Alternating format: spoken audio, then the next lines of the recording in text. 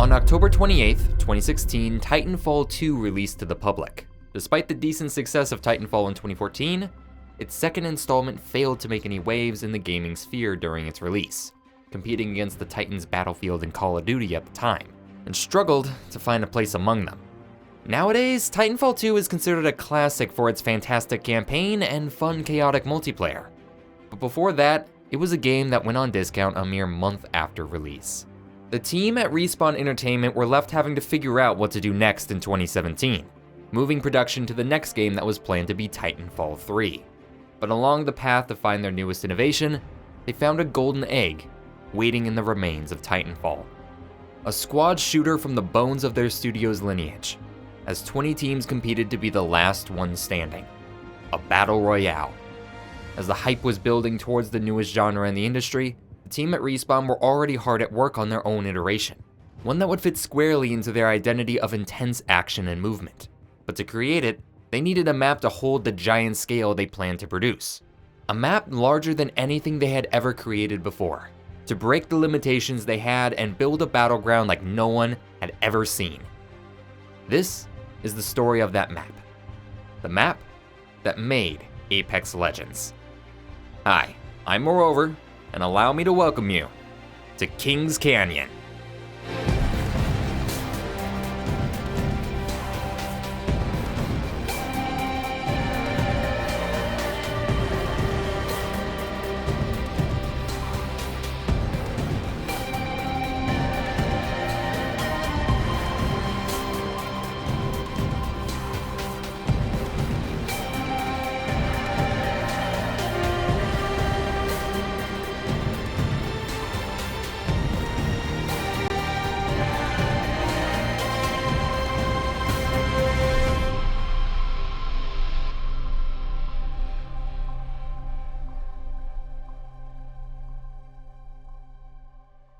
To understand this story, we must first understand where Apex Legends began, going back to 2017 just after the conclusion of Titanfall 2's DLC updates. The next project for Respawn was now in early development. It's a fun story because I don't think it's a secret, we were working on Titanfall 3 right after Titanfall 2. Let me introduce you to Jason McCord, former lead level designer and design director for Respawn Entertainment, and also the lead level designer for Kings Canyon. I've been making games for 20 years, this year, actually. I was at Treyarch on a couple Call of Duties. Probably my favorite one there would be World at War. Moved over to Infinity Ward in like 2009, I think, and worked on Modern Warfare 2. And then whenever the whole Infinity Ward thing went down, jumped over to Respawn. So, was there on day one at Respawn, Titanfall 1, Titanfall 2, and then into Apex. Jason sat down with me to help tell the story of Apex's early development, and how Kings Canyon was formed. But let's dial it back to mid-2017, just before the release of Fortnite's Battle Royale mode, when Titanfall 3 was still the forefront of Respawn's development. So while I was on single player for Titanfall 3, we were like prototyping levels and pitching ideas and stuff. It was still early, and the multiplayer team was over there trying to find what was going to be fun about the next multiplayer in Titanfall. Well, I think it was a couple of them. You had, I think, 2 scripters and a map designer. They kind of got together and built a Titanfall Battle Royale. It was just going to be like, let's just play it, see if it's fun. We were playing like Titanfall Battle Royale with Titans and wall running and that kind of stuff. And, it got harder and harder to get people to want to play the regular multiplayer on a daily basis. And more people were like, yeah, but let's spin up that Battle Royale mode and play that some more. The early prototype for a Titanfall Battle Royale became a surprise hit within the dev team, and it was quickly becoming clear that they had found something truly fun about this new mode, something worth investing in. But back in 2017, it wasn't entirely certain whether the Battle Royale format would really have a spot in the AAA sphere, with the beta for PlayerUnknown's Battlegrounds being the only mainstream game at the time to take a crack at a full BR game. And while PUBG had been a hit upon release, no other big games had yet taken a dip into the Battle Royale. Respawn had to make a hard decision at this point in time. They had found a game mode that they could turn into something more, but to do that, they had to go all in. Sort of like, I think we have a really good game here. To do it really good, we kind of maybe have to like kill everything else and go in on all that. And that was a really hard choice, obviously. It was at this time that the critical decision at Respawn was made. Titanfall 3 would end production, and the Battle Royale would take its place. A risky move that even EA wasn't sure about. As a quote from Respawn producer Drew McCoy explains, "We decided to make this game.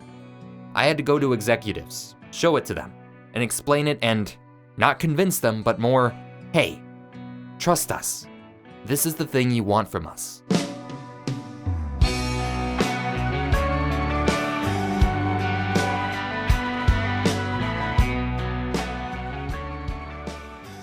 You know, our executive producer came in to my office, and like I'm in the middle of doing Titanfall 3 stuff, and he walks in and goes, "Hey, so I think we're gonna make this Battle Royale game for real." And I was like, okay, kind of sit back from my computer, like, okay, I'm not gonna work on that anymore. So with the Titanfall 3 project cut to focus on what would become Apex, Jason was tasked with a brand new job to fulfill for this new game, to lead the way in developing the map for the game. A map that would prove to be one of the greatest challenges he had ever faced. He's like, "I need you to solve the map problem because we can't make maps that big." The biggest maps we had made at that point were probably single-player Titanfall 2 maps, and those are single-player, so they're not networked and they don't have a bunch of players running around them. And I was like, okay, I'm down. Let's go. But I'm gonna have to close the door and like work on this for a while. I mean, it was probably the most exciting thing that I've been tasked with in my whole career, honestly. This sounds pretty jaded, but you work on Call of Duty for a while, you work on Titanfall, and then Titanfall opens everything up, right? You're wall running, you got giant things, you got to like 20-foot tall players and then normal sized players, and it's a very different experience. You got a lot to learn, lots of different things you can build, and we just finished the second game, so I kind of have my, all of us, we kind of have our feet under us, and we know how to build a Titanfall map at that point. And I'm sitting there like, oh, I want a new challenge. I know how to make a map where it's fun to shoot other players, but like, how do I make something that big tech-wise and like having 60 players flow through it and like clash at the places I want them to clash and stuff? Like, it was just like, I don't even know how to start this. Where McCord eventually did start was the size itself, since the map had to be large enough to comfortably fit 60 players onto it. And that required a size well beyond anything they had done before. When I was showing the team the size of the map that we were going to go for with our first map, they were like, that's really big. And they were like, how big is this compared to another map? And so I took Angel City from Titanfall 1 and imported it in, and it was the tiniest little thing in that map. And I just like scooched it over to the top of the corner, and it fit right in wetlands or relay wetlands area. And then I tried to go and like dupe it and to see how many it would fit, and the editor crashed. It just like, nope, that's way too much memory in the editor. But I think it was gonna fit like by just doing some like stubs. It would fit like 17 times. And if you think about Angel City and you think about Angel City got filled up, right? As all maps do, they get filled up with as much map memory as the engineers want to give you. And so we're like, okay, that got filled up in memory, and we want to do this 17 times. I would love to say that like when I started that map, it was, I've got this idea for this design. It was not. It was, hey, this map needs to be big, way bigger than we can make a map. How are we going to do that? Like, it was the technical challenge that was the first hurdle, and that actually pretty much made every design decision sort of have to work around it. When I had discussed World's Edge and Stormpoint with lead level designer Rodney Reese, we got to talk at length about the preliminary ideas and designs he had for the maps as a whole. Because every map after the release of Apex Legends had time to create concept art, build out concepts and layouts, and fully explore the ideas the designers had laid out for them. But that was not the case for Kings Canyon. Respawn was already facing a technical challenge creating a map as large as they needed, and the clock was starting to tick as the year went on, since that December marked the release of a game that would define the next era of gaming.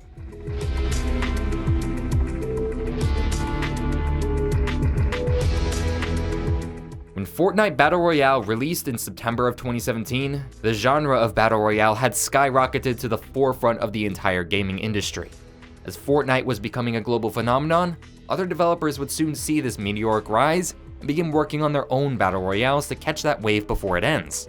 And despite starting before Fortnite's release, the development of Apex Legends coincided directly with that wave. and Respawn needed to work quickly before their game was just a speck in the growing genre. And to get to that end goal, Respawn wasn't going to take any shortcuts. But we sort of a tangent, but we strictly did not want to go early access like Fortnite. We wanted people to be like, oh, this is a real finished game. I don't have to wait for it. I don't have to like worry about the bugs. It just looks polished and awesome. I'm just gonna jump in. A little over 1 year was the time they had to develop the entirety of Apex, and that meant Jason and his team had to work fast to make it happen. This meant that McCord had to turn to his history as a map designer to find a way of building this giant map. If you're building a map, a normal size map, you have to put occluders, big walls around, in the space so that you can't see all the way forever, so the engine doesn't have to draw everything. And my thinking was, okay, if I'm making a team deathmatch, I might make a courtyard and put a building here with a hallway that goes to another courtyard that kind of turns this way, and like I'll build it in a way where you flow through it and you're sort of being revealed and then tightened and then revealed and then tightened and revealed and tightened. And I was like, well, that's the only thing I can think of is to start with that concept and just make it huge. I'll just make a bunch of big rooms with like tight little doorways that go through to the next room. This method of laying out the map is called the room concept and is the core of Kings Canyon's original layout. What you may not know, however, is that this layout of the map shares more similarities to an MMO map design compared to a traditional shooter. I remember telling people whenever I was building this, like I said, I started by having to build it because of the confines of the engine. But once I started running around this empty map and going from room to room, and I would go into these choke points, I was like, this feels like EverQuest. I played a lot of EverQuest back in the day, a lot, too much. And MMOs do that, right? You go to the spot that everyone kind of chokes into, you load the next zone, and then you go into the next zone. And I was like, look what this is doing. Like all these choke points are creating one where like you're rotating from way over there, I'm rotating from over here. We're going to go through the same choke point and we're going to fight. So I know that I can build something really good right here that we're going to fight around. But the straightforward design of the room concept also meant that they could focus on the important parts when planning out the map. You know, when you're building like a Call of Duty map, let's say a multiplayer map, you want to sort of limit how many places a player needs to look at when they round a corner. So you round the corner into your courtyard and you go like, okay, there's an alley there, there's a window there, there's a door there, maybe one other spot. And you kind of like round the corner and you played this map enough and you go like boom, boom, boom, boom, boom, check for players, right? And then you move. And so again, just taking that thought to a very large scale and saying, I'm going through these two canyons, I'm coming out, I have a chance to make a cool vista, and Art can really go to town on something cool because I'm up on a hill, I'm looking across the zone. But I also know that there's an entrance to this zone over here, there's an entrance to the zone over here, and there's a town in the middle. And then don't put anything else around. Don't clutter that up, because if the player gets on that hill, they're gonna go choke point, town, choke point. Where are the other players? The traditional style of the map's layout blown up to a larger scale allowed Apex Legends to retain some of that intense, arena-style fighting inside of the huge sandbox it gave players, and it made the game as a whole easier to read at a glance. Within seconds of entering an area on Kings Canyon, you know whether or not someone is there. Whether it's the open doors or supply bins, shots or ordnance in the distance, or the dive trail contrasting the blue sky above. If a fight was about to happen, you would know about it, and it's one of the greatest strengths of Kings Canyon's design. But a simple sandbox of broken up rooms wasn't enough to make a map distinct. Thankfully, a solution became evident when looking across the walls of rock that made up the map. One thing to solve at the giant map is like, where am I in this map? You know, I think it takes like around 80 to 100 hours to like really know a new Apex map. So I was like, a river running down the middle would be a good way to do that. And then just putting sort of one biome on one side and another biome on another side, and sort of having this giant hill in the center so that you kind of know I'm leaving this area, I'm going into the other area, and it just cuts through the whole map. So that's kind of like how that became. And then, I was just like, Art, I want to have one style over here and another style over here. What can we do? We sort of brainstormed the desert side and the more lush, swampy side. The distinct biomes, split in half by the crossing river, is how the canyon of Kings Canyon finally came to be. The layout and broader area of Kings Canyon was finally taking shape, but nothing yet had solved the biggest problem Jason and Respawn faced with the map: memory. As shown earlier with Angel City, Kings Canyon was already demanding more memory usage than anything before it, and that was without any details added onto the map. The engineers at Respawn were working hard to make more memory available for Apex maps, but KC still had to work with an incredibly limited space, and that required them to get creative in how KC could be filled out. And then the next step was like, okay, density of props. How much art can we put in to each space? And, I had to work with the art director, the environment art director on that one, Robert Tobby, and we sat down and took an area. I think it was wetlands was the first zone, which it wasn't anything at the time. It was just the top left side of the map. And I was like, this is sort of an average sized room in this map. Let's get in here and so he went in and just added a bunch of art. He kind of arted that section with no design, just fully arted it up. And we had, we sort of reduced it and added some of the art, added art, took it away until we found the right amount of art. And we were like, okay, that's our target amount of props and art we can have in a space. So that dictates now how big a space can be for the most part. And then we just went through and did it piece by piece. Slowly but surely, the map began to take form, from the lush wildlife of wetlands to the desolate fields of the high desert. But at this stage of development, the map itself still didn't have any buildings to work with. Props, just like any other part of a map, take up memory, and the more unique props a map has, the more memory it fills up. With an already tight amount of space left to work with, this meant that Kings Canyon had to be finished with a very limited set of props. Thankfully, their time spent developing Titanfall 1 and 2 maps came in handy. Almost all of those buildings are from some Titanfall map somewhere. The wooden ones were from Lagoon in Titanfall 1, and those big watchtowers are from Training Ground in Titanfall 1. A lot of the water treatment buildings and stuff are from Titanfall 1. So I was just grabbing buildings that I thought played well, that all the LDs had made in the past. We always have every game just kind of builds up, and you just have all these buildings that people have made and shipped, and just grabbing them and dropping them in just to sort of build out spaces really quick. So it was I'll just use these 4 buildings for this art style and these 4 buildings for this art style, and I'll just go see how many layouts I can make interesting with that. Everything was coming together into what would be Kings Canyon, but the parts that made up the map had lots of questions surrounding it. A layout and design built out of necessity, and an engine being pushed to its limits, with reused assets from a game 4 years ago being the staple parts of the map's playsets? Was a map like this truly going to be a hit for players? Well, Jason wasn't worried. I think I had enough signals there towards the end before we released that it was going to be okay. I remember, some of the dev team would tell me things like, "Hey, you've got the best map in a battle royale that exists right now." I was like, "Damn, thank you. That's awesome." And then we brought in a bunch of streamers, content creators at the beginning of before we launched. It was a couple waves. Handful of high profile people came in and played the game just at the office, sat them around and just played all day on some early version of the game. And so we got really good feedback from that too. It was, this map is different than other battle royale maps. It makes me play different, et cetera, et cetera. So I was feeling pretty good about it at the time. The confidence that McCord had in his map wasn't shared equally, and there were real fears that Apex Legends wouldn't get a chance to really shine from the offset. The fans at this point were expecting Titanfall 3, and to suddenly be releasing a battle royale instead?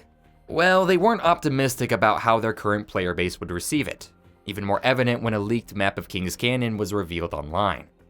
These responses pretty much tell it all, but they knew they had a great game in their hands, and all they had to do was make people give it a chance. So Respawn did arguably the riskiest move of them all. Released the game on the very same day it was revealed. Well, not marketing it was a very specific strategy, right? It was we knew that if the Titanfall studio said we're making a battle royale and then announced it and then even showed some stuff, people would be no thanks, and they would just check out before they even got to play it. So we were the only way to do this is to just drop it, be if you have doubts, just play it. It's live right now, and that's what we're gonna do. And huge risk. The marketing team, the brand guys that kind of put that all together, we were whoa, we're gonna pull a Beyonce on this. That's gonna be awesome. The dice had been cast, and on February 4th, 2019, they'd soon find out if their gamble would pay off. To Respawn, getting a mild success of a few million players would be a victory, but nobody could have expected the real numbers Apex Legends would bring in. Hey, before we continue, please stand by as I announce our sponsor for today's video. Oh. Huh. Well, let me take this time instead to say that if you've been enjoying this video so far, please make sure to hit the subscribe button. And if you want to support the channel further, you can become a channel member as well for $3 a month. It's a nice way of supporting my content, and you get access to full VODs and interviews from videos on top of that. The full interview with Jason McCord will be available starting the day after this video airs. Anyways, let's get back to the video. So, how many players did Apex actually bring in? It's unreal. The numbers especially. I mean, you know, going over 50 million and that kind of thing, that's just like insane numbers. That is insane. That many people are playing a thing that you worked on. It's like so humbling, so crazy. And then, you know, the pressure's on at that point to do it better or not mess it up in updates and that kind of thing. As much as Jason and the rest of the team at Respawn could celebrate their success, a new clock had already started the moment Apex was released. Unlike Titanfall, Apex Legends wasn't a game you could put out into the world and be done with. Apex was and still is a live service game, requiring constant updates, changes, and new content to keep the game alive. Respawn had entered a brand new world of game development, and with a skyrocketing title to hold on to, they had to make a decision on whether to keep the flames burning. Do we lean into this? Because if we do, that is what this studio is about from now on. Like, Respawn is largely an Apex studio if we like lean in and make content and go hard. And if we don't, which was a real decision that was being floated around, we'll just go light on it and we'll just support it as much as we want. And then, you know, we weren't saying it, but it was sort of like, it'll just sort of like do what it needs to do and then we can go make another game. Just like lean into it. Okay, then, you know, all these people that we want to, you know, we saw a drop off. We got up to high numbers and then we saw a drop off because we didn't bring content.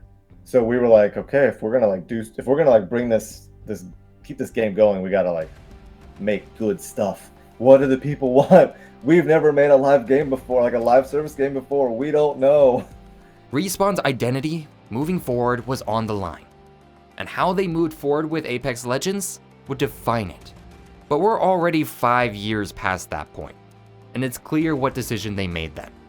Respawn became the developers of Apex Legends, and the Titanfall legacy was put to the side to go all in on their newest game.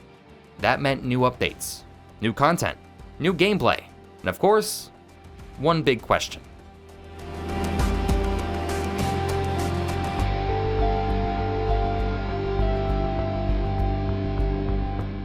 Are we going to update our map? And everyone sort of like shrugged, and I was like, well, I'm going to go update the map, and then we'll just ship that. It wouldn't be until Season 2 that the next major update to Kings Canyon would be released, and with it, a plethora of changes would be made to the map overall.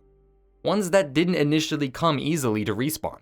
You know, a map designer has to sort of commit to the layout, not early, but early, like a map that big, early enough to where the art team can go work on it, and it's not going to change out from under them. So at some point, I was like, yep, cascades and bridges, those are good. Everyone likes them. Those are fun, cool. Maps getting developed. I start to learn that, like, oh, those are like really hot places. Those are like dangerous places. And people are starting to be like, you know, liking them a little less now. But the map's already arted, or, you know, the map's being arted. It's about to go out the door. The map comes out. We look at heat maps. We listen to what people are saying. And at that point, that's kind of like, okay, that's a good idea to change. I've got a couple months of validation on that by the time I have to start working on it. The heat map was one of the main ways Jason and the design team were able to find dangerous hotspots on the map of KC, with a dangerous lane of heat being formed in the canyon itself between bridges and Cascade. Landing center of the map and working your way from there is a preferred pick by many, and having desirable landing spots in those center locations only made it more enticing. So the first town updates to come to Apex would be onto these POIs, bringing containment to Cascade and the cage to bridges. But maybe we should talk about the Leviathan in the room. We always wanted to bring, like, one of the artists pitched that we would bring in the Leviathan someday, or he actually wanted to do it in the beginning to ship the first, like the very first initial ship. It was like, What if the Leviathan was like walking through the map, just during a match? And I was like just trying to stand up this map, and the engineers were just trying to make it work, and everyone was like, oh, "You're crazy." No, I remember thinking like, okay, I want to make a map update. No one at the company is telling me what it needs to be, so I'm just gonna decide myself what it needs to be. That was sort of around the time I was like, what if map updates or new maps in general always have a gameplay hook as well? Not just new geo, but they come with what we call map toys. It's sort of a thing where it's like, okay, what are we going to add that's not just geo and layout, but it's like gameplay. And so the best I could kind of scrounge up at the time was the flyers that have the death boxes. You shoot them, you make a lot of noise. I was playing a lot of Hunt Showdown at the time, so I really liked the idea that like the crows, it was like you get too close to them, they fly away. You can kind of see where people are, so there's a little bit of inspiration there. The flyers became the first of a trend that every new map update going forward would create. From the train on World's Edge, Fight Night, zip rails, charge towers, and more. Everything added onto a map would seek to bring a new, fun way to engage with the game. But as much as McCord refused the Leviathans initially, the Leviathan always gets its way. So I'm looking at it, and I see them out there, and people on the team are still like, man, it would be so cool to bring them in. But they're like low res out there, right? They've always been out in the distance. They're not going to look good up front. But it's as easy. I mean, they are the right scale for the most part, I think. I can scale a model with no trouble. So I was like, let me just bring it in, put it down, scale it up. It's not animating or anything. It's just a T-posed, essentially. Its head's going straight out, its tail's going straight out, but it's got 4 legs. And I'll just drop it in. And I'll do 2 of them. And we'll just play test that and internally and see if that's cool. It was indeed very cool. I had to get code involved to make it so that these things could be animating, networked, and have collision. Like animating collision is like not a simple thing if your engine doesn't have it already. Art was like, oh my god, now I got to go make these things look good up close when they were just like super low res out in the distance. So Art had to go do a big pass on them. I mean, it was as simple as just dropping them in and going like, is this cool? And then people were like, yeah, this is cool. I guess we're doing it. Season 2, like much of early Apex, set the blueprint for how updates moving forward would handle changing maps in the game. A core theme to build around, fun map toys for players to mess with, and improving the play space by changing up the hottest spots on the map. But Season 2's foundations didn't stop there, as 2 more map updates would come to Kings Canyon during the season. A special form of update that would bring some of the best landmarks Apex Legends will ever receive. The Town Takeovers. The first of which featuring Octane's Gauntlet and Sing Labs. I'm sitting there brainstorming with the map team and going like, hey, we have it was a mid-season event, I think. Iron Crown, I believe. Iron Crown? Okay, yeah, that's season 1, mid-season event. Can a piece of a map be a mid-season event? I don't know, can we do that? The game is about Legends. Everything about the game is supposed to be about Legends. If you're like, how do we make something thematic? Where should we lean into the marketing or anything? It should be about the Legends. I was like, okay, well, do we just want to... Okay, so maybe we can do a map update. We'll pick a spot that needs sort of a refresher or something, a new town or a rework of something. We can probably do that for a map update in terms of like amount of time we have. I went to one of our LDs, Alex Grainer, and I was like, Alex, Town Takeover can be, should be about Octane since he's the legend. Do whatever you want. Make it Octane themed. Yeah, so him and the art team kind of like brainstormed on stuff and made the first one. And we were like, so let's just see how it goes. And we put it out there, and that was really organic. That was like the birth of Town Takeovers. It's like you feel like Octane even if you're not Octane when you're there. That's kind of like things we started saying about why we do them and what they're supposed to do if we continue this. And then around that same time, the marketing team comes to us, or the writing team, I can't remember. Somebody was like, we're going to make this short. We're going to lean into telling stories in this game.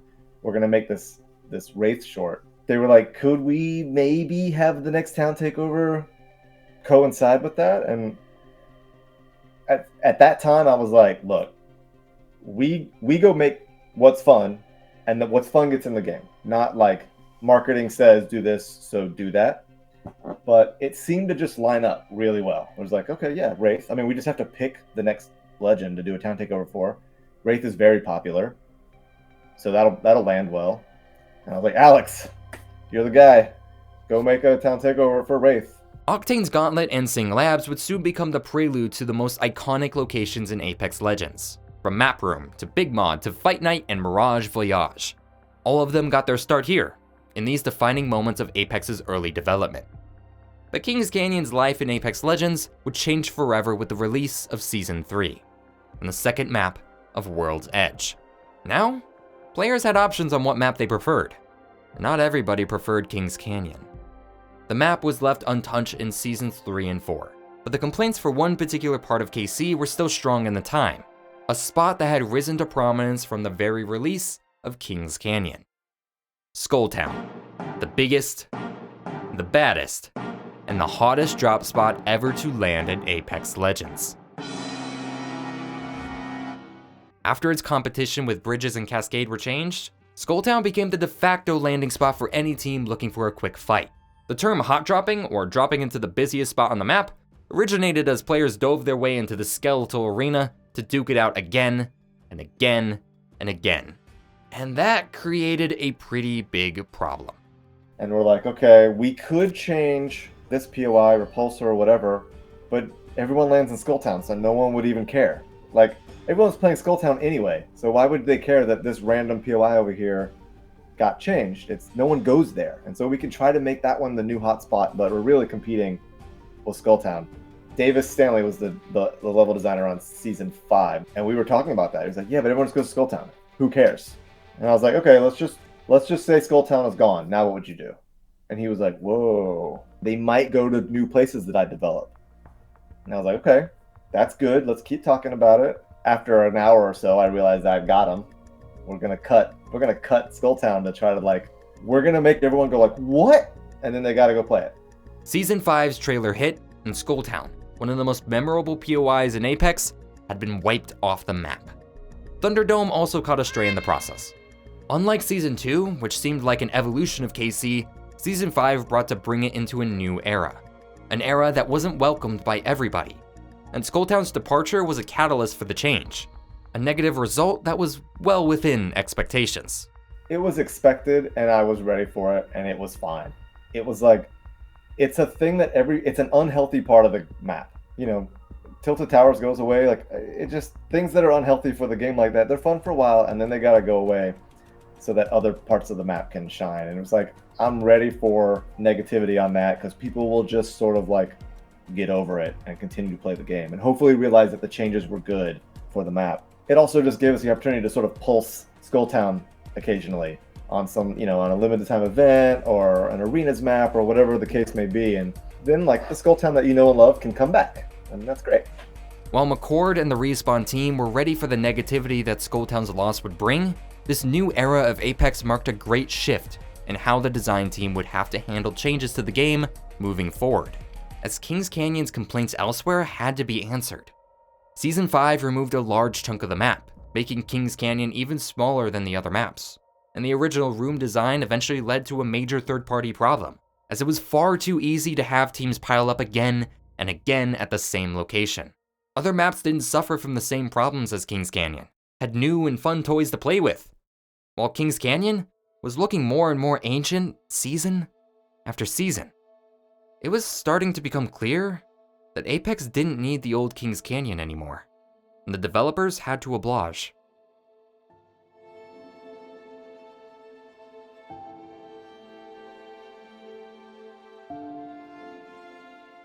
I think the biggest thing that was really kind of hit me like a load of bricks was realizing that once the game goes out, when you're developing it, any game that you're working on, it's yours. Meaning it's yours, it's the team's, right?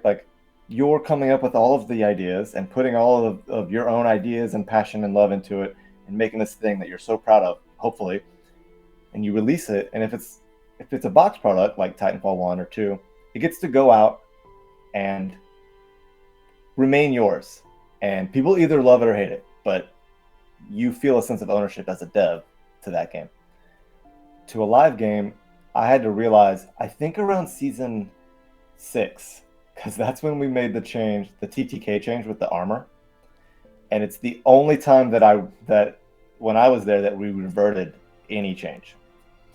And I remember thinking like, oh, this isn't our game anymore. This is the players' games. This is like all the people that play it, it's their game, and we're working on it for them. And that was tough. And so we had to have, like, me and Chad, the game director at the time, was like, I think this is not our game anymore. That's a tough thing to realize. Respawn had found their golden apple in Apex Legends, and went all in, pouring their passions into fueling their new massive game. But a live service game is a service, and a service must serve the player it serves. No longer could the changes to Apex Legends be made only on the choice of the developers. They had to be made with the player base's reactions in mind. It was their game to play, not Respawn's to create. And the opinions of that player base were not so kind to Kings Canyon. Jason McCord would leave Respawn Entertainment in December of 2021, after the release of the 4th map in Apex Legends. There were now 3 fantastic maps to choose from in the game, and KC had to compete against even more maps to be seen.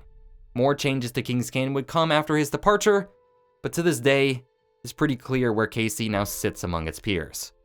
A map that has aged significantly, born from a place of necessity, and has not kept up with its evolving player base. Maybe it really is the worst map in this brand new era of Apex. But if that's the case, why do I still have so much fun on Kings Canyon? Legacy comes from the mark you leave.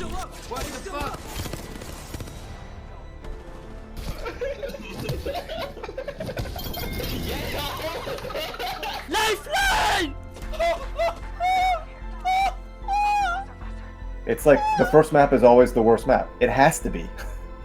If it's not, then you're not good at making the game. That you're not like, you got to learn things, and your next map should be better, and your next map should be better. Like that should happen, right? So it doesn't mean that the first map is bad. It should just be your worst map. A legacy is hard to define, with the opinions of thousands muddying its image. But nothing in that sea can hide the memories that Kings Canyon represents. The victories. Who is going to do it? TSM! The struggles. There are guns in this game! The crazy. I'm doing it, go, go, go, go, go! And the hilarious. The fun that it created.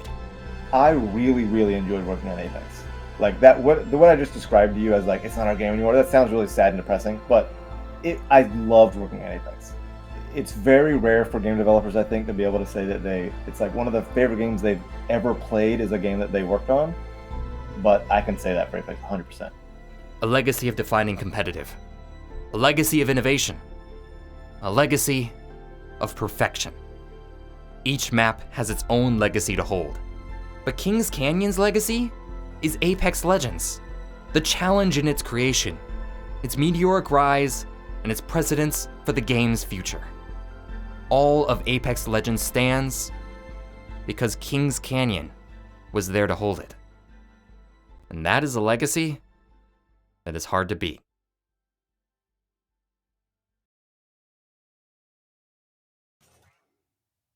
Thank you for watching. This video wouldn't have been made possible if it weren't for the help of many, especially Jason McCord, who made this story come to life. Jason and many former developers of Apex now work at Wildlight Entertainment, where they are hard at work on new games behind the scenes. If you were interested in seeing what else McCord had to say during our interview, the full VOD will be available to channel members and patrons. The map footage used today was recorded with assistance by Risen Rose, who provided the means to record it. Older versions of KC were recorded instead using the R5 Reloaded client. Thank you to the both of them for letting me record such high quality footage. And I have many members of the community to thank as well for their assistance. To the recording assistants and actors for the scripted sections, to all of my supporters on YouTube and Patreon. I cannot thank you enough. You make this silly little channel possible. As always, if you have any suggestions on what I should cover next, let me know in the comments. Otherwise, this has been MooreOver. Have a lovely day.